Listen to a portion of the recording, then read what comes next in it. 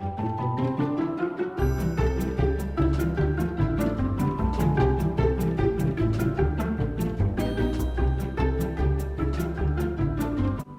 everybody and welcome to Jumble House and English Listening Time, and today the listening is about Halloween.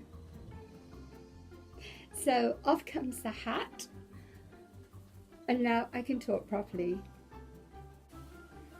So Halloween in England is, as everywhere else, on the last day of October, which is the 31st of October. There isn't a holiday, it is not a bank holiday. We don't have a holiday on the 1st of November. Halloween in England is just an excuse to have lots of fun and to have parties, and a good excuse for manufacturers and shops to make a lot of money. The shops are usually full of costumes and resources and games and jokes well before October. Usually in September we have shop displays in orange and black and white showing us that Halloween is coming 2 months early. It's fun, but nowadays it has become very commercialized and also very Americanized, and so for children the main objective of Halloween, the thing they look forward to, is the trick and treat. And this can be good fun, but sometimes young people take it a bit too far, and if you don't give them some sweets or some money when they come knocking at your door, then you may find you have eggs thrown at the house, or sometimes even worse, maybe your car windscreen slashed or your tyres slashed.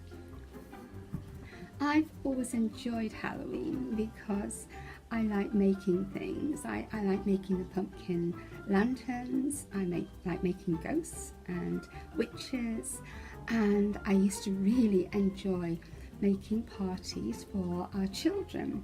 We had lots and lots of fun, and we played some really fun games. The traditional ones like Bob Apple, which is where you have a bowl of water, a very large bowl of water, or a tin bath, and you put lots of apples in the water, and then the person who manages to get an apple out without using his hands is the winner.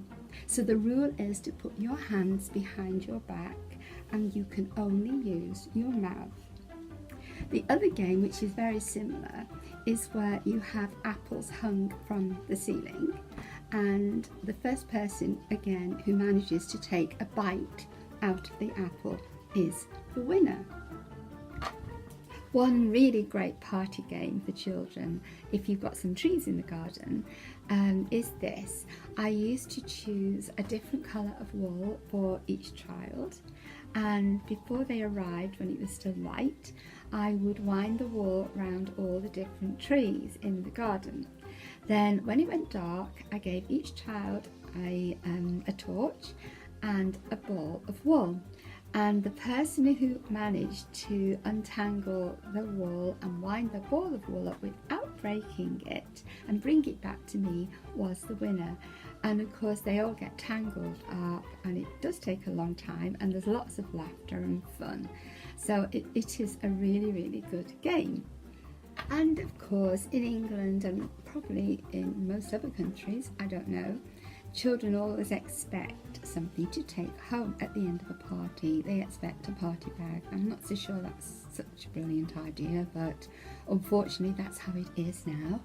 And so to make it a little bit more interesting, I used to have an activity for the Halloween party, and they would actually make things to put in their party bags to go home. So they made little witches and spiders and little ghosts, ghouls, from the Chupa Chups lollies and pipe cleaners and little bits of cloth. And it just meant that for probably half an hour, they were actually engaged in an activity which was fun. It also helped to calm them down before the end of the party. And if you look on the website, you'll actually find some links to show you how to make these little party bag gifts. So I hope you've enjoyed this talk, and you'll be able to follow it on my website, where you will find the transcript and some pictures.